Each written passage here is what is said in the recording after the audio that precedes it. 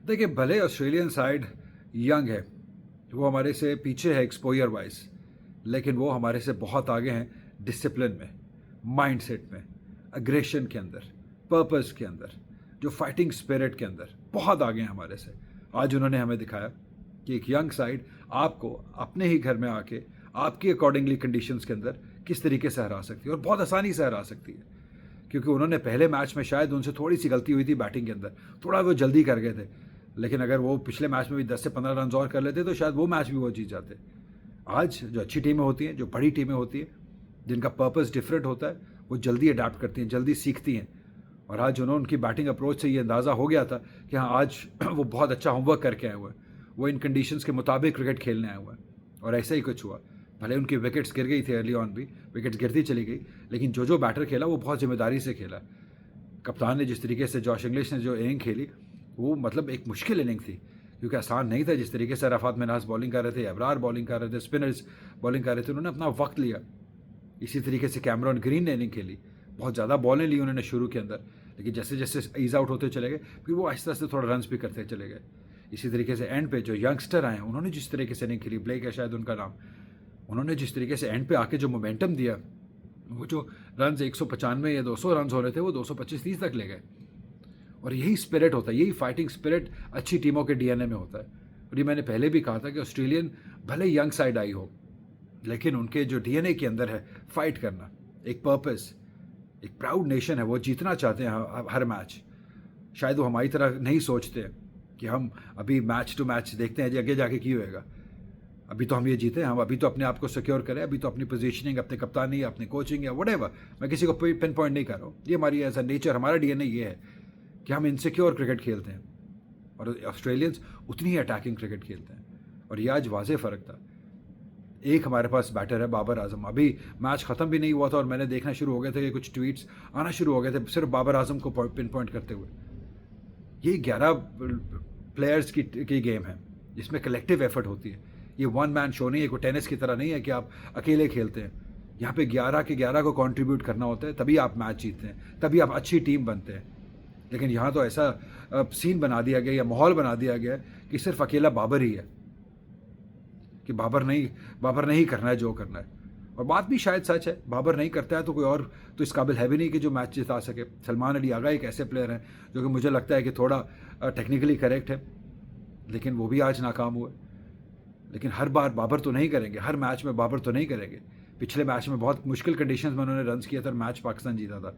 आज अनफॉर्चुनेट रहे, वो जो एलबीडब्ल्यू डिसीजन था वो बाबर के हक में भी जा सकता था, बहुत ही क्लोज वो इम्पैक्ट था जो आउटसाइड दी ऑफ स्टंप था, वो शायद नॉट आउट ही देना चाहिए था।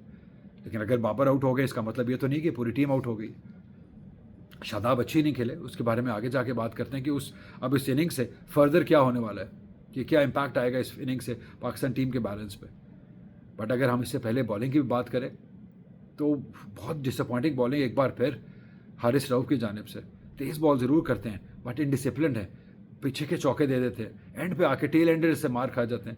ऐसी कंडीशंस के ऊपर जहाँ पे आपको पता हो कि जब आपने सेकंड बारी लेनी है तो आपको एक एक रन रोकना है, आपको मिनिमम रन्स पे रोकना है ऑस्ट्रेलिया को, वहाँ पे आप इतनी आसानी से ख़राब बॉलिंग, लेंथ बॉलिंग करके आप उनसे रन्स खा लें, छक्के खा लें, टेल एंडर्स से, यंगस्टर्स से, 18-19 साल का लड़का है उससे आप छक्के खा रहे हैं। शाहीन ने अच्छी बॉलिंग की, नो डाउट अबाउट दैट, लेकिन उनके साथ हारिस ने जो बॉलिंग की, बहुत ख़राब बॉलिंग की। स्पिनर्स अगैन अराफात मिन्हास शायर है, बहुत अच्छी बॉलिंग, अच्छे एरियाज़ में बॉल करते हैं, अच्छी पेस से बॉल करते हैं। अबरार भी अच्छे बॉल करते हैं, अच्छी लाइन, अच्छे एरियाज़ में बॉल करते हैं। शादाब फिर एक बार नाकाम हुए, हालांकि पूरी कोशिश की गई, पूरा मौका दिया जा रहा है उन्हें कि आप पूरे भरपूर तरीके से बॉलिंग भी करें, अपने अच्छे ईजीएस्ट कंडीशंस के अंदर, जो सिचुएशन होती है मैच की, ईजीएस्ट सिचुएशन के अंदर आप अपने ओवर भी करें। बट अनफॉर्चुनेटली उनका वो रिदम बन नहीं पा रहा है, वो विकेट्स हासिल कर नहीं पा रहे हैं, जिसकी वजह से मुझे लगता है कि वो थोड़ा डैमेजिंग हो गया। वो जो रन्स 200 रन्स पे रुक जाना चाहिए था, वो 225 तक या 30 तक चले गए रन्स, जो कि नहीं होने चाहिए थे। फिर जब आप बैटिंग करने आते हैं तो इस मुश्किल कंडीशंस में साहबजादा फरहान, मुझे फिर लगता है कि वो T20 प्लेयर ही बन के रह जाएंगे अगर आप इन मुश्किल कंडीशंस में टेक्निकली करेक्ट नहीं होंगे और आप मैच में आगाज़ नहीं देंगे अच्छा, तो फिर वो सिर्फ आप लिमिटेड रह जाएंगे T20 के लिए। और ऐसे ही मुझे भी लग रहा है, उनके साथ माँ सदाकत है, यंग हैं अभी, चले हम उनको थोड़ा मार्जिन देते हैं मुश्किल कंडीशंस में बड़े अपोनेंट्स के खिलाफ, क्योंकि फिर बहुत ज़्यादा प्रेशर जो है ना बाबर आजम पे आ जाता है। अभी हमने बात की थी कि पेशावर ज़ल्मी के लिए बाबर क्यों सक्सेसफुल थे, क्योंकि उनके ऊपर भी रन हो रहे थे, उनके नीचे भी रन हो रहे थे, उनके साथ भी रन हो रहे थे और तेज़ रन हो रहे थे, इसलिए बाबर भी कंफर्टेबल थे। अब यहाँ पे सारा का सारा मलबा आपने बाबर पर डाल दिया कि तू ही है, तू कल्ले नहीं करना है, क्योंकि इसके अलावा फिर अब्दुल समद भी यंग है, अभी बहुत ज़्यादा एक्सपेक्ट करना उनसे भी थोड़ा जल्दी है। वैसे तो जो इस लेवल पे आ जाता है उनसे एक्सपेक्ट करना ही चाहिए आपको, बट चलिए फिर भी मैं उनको थोड़ा सा मार्जिन दे देता हूँ कि अभी उनके लिए फिर भी अर्ली है। फिर आ जाते हैं आप शादाब खान। अब मसला क्या है शादाब खान, क्योंकि हमें अब एक चाहिए बैटर ऐसा पाँचवें छठे के लिए जो बैटर हो और बॉलिंग कर सकता हो।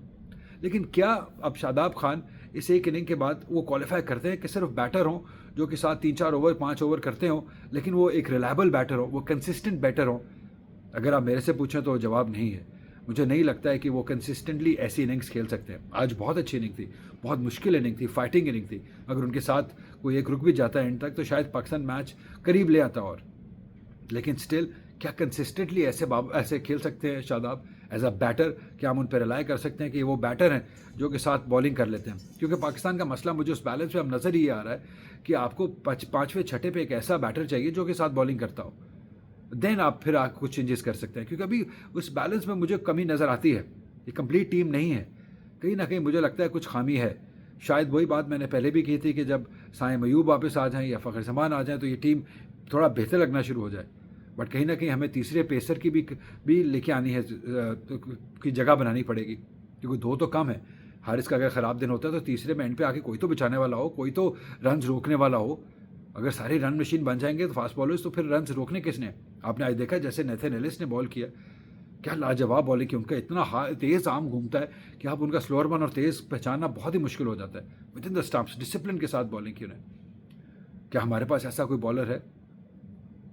नहीं, मेरा नहीं ख्याल ऐसा कोई है। तो हमें कहीं ना कहीं इस बैलेंस को सही करने के लिए एक पेसर को ऐड करना पड़ेगा। क्या अबरार को देनी पड़ेगी? क्योंकि अगर साइम आ जाते हैं तो वो आपकी फिंगर स्पिन कर लेंगे।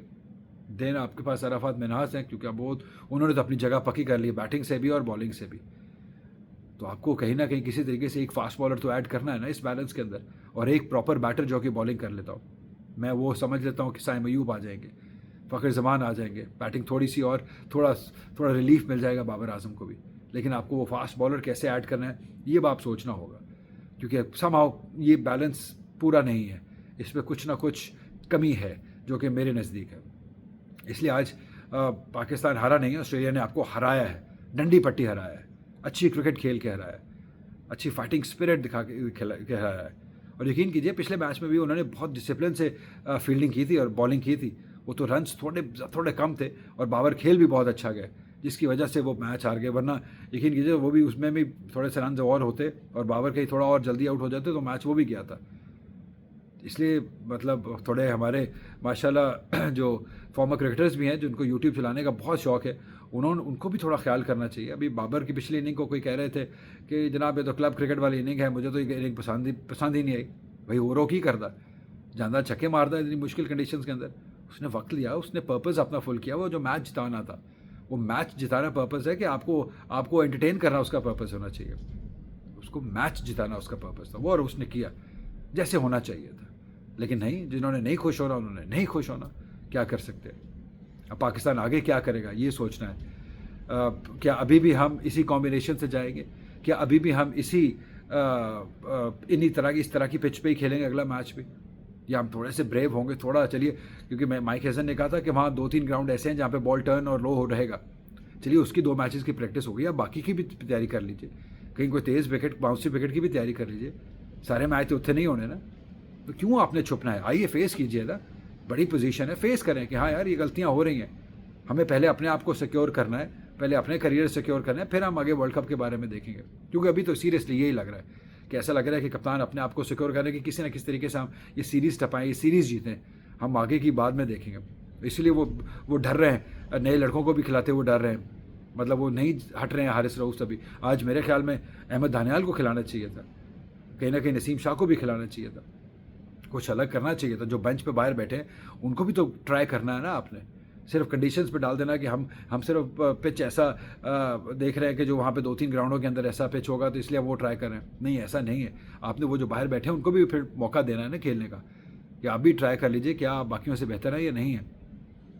इसलिए ये छुपना छुपाना ये ऐसा नहीं होना चाहिए। पाकिस्तान की क्रिकेट है, इंटरनेशनल क्रिकेट है। आपको ज़्यादातर टीमें अब इसी माइंडसेट की मिलेगी। इंडिया कहाँ से कहाँ चला गया माइंडसेट की वजह से। लेकिन हम आज भी छुप रहे हैं, हम आज भी कोशिश करते हैं कि बस टाइम गुजर जाए, अगे वेखांगे, कोई और आएगा तो वो देख लेगा, तब तक हमें कोई ना छेड़े क्योंकि हम एक आधी सीरीज़ जीत रहे हैं। ये माइंडसेट बहुत ख़राब माइंडसेट है, इस माइंडसेट को बदलना होगा। और आज की हार प्रॉबेबली एक धचका है कि उन्होंने आपको आपके ही ट्रैप में डाल के आपको हरा दिया। इसलिए मैंने लिखा भी है कि पाकिस्तान अपने ही ट्रैप में आ गया, क्योंकि आपने टर्नर्स बनाए, लो पिच बनाई, ड्राई पिच बनाई। वो आपसे अच्छा कंडीशंस को रीड कर गए, अच्छा कंडीशंस को यूज़ कर गए और अच्छा कंडीशंस के ऊपर वो खेल गए। और आप उतना ही ख़राब खेले ना। आपने अच्छी फास्ट बॉलिंग की, उन्होंने फास्ट बॉलिंग भी बहुत अच्छी की, उन्होंने बैटिंग पर्पसफुल की, उन्होंने डिसिप्लिन दिखाया बैटिंग के अंदर, आपने वो भी नहीं दिखाया। सिर्फ जो थोड़ा फ़र्क जो बराबरी का था वो स्पिन बॉलिंग का था, वो भी बराबरी का। पाकिस्तान आगे नहीं था उसमें, उनके स्पिनर्स ने बहुत अच्छी बॉलिंग की। एडम जैम्पा ने देखी, तनवीर सांगा ने देखी, मैथ्यू शॉर्ट ने देखी, बहुत अच्छी बॉलिंग की उन्होंने, पर्पसफुल बॉलिंग की उन्होंने। इसलिए फ़र्क तो है। अब आपने नहीं मानना कि हमने वर्ल्ड कप की तैयारी सिर्फ कंडीशन से करनी है, तो फिर नहीं मानना उन्हें, फिर नहीं मानना। But overall a very good win for Australia, typical Australian win, typical Australian mindset and typical Pakistani mindset, typical Pakistani performance.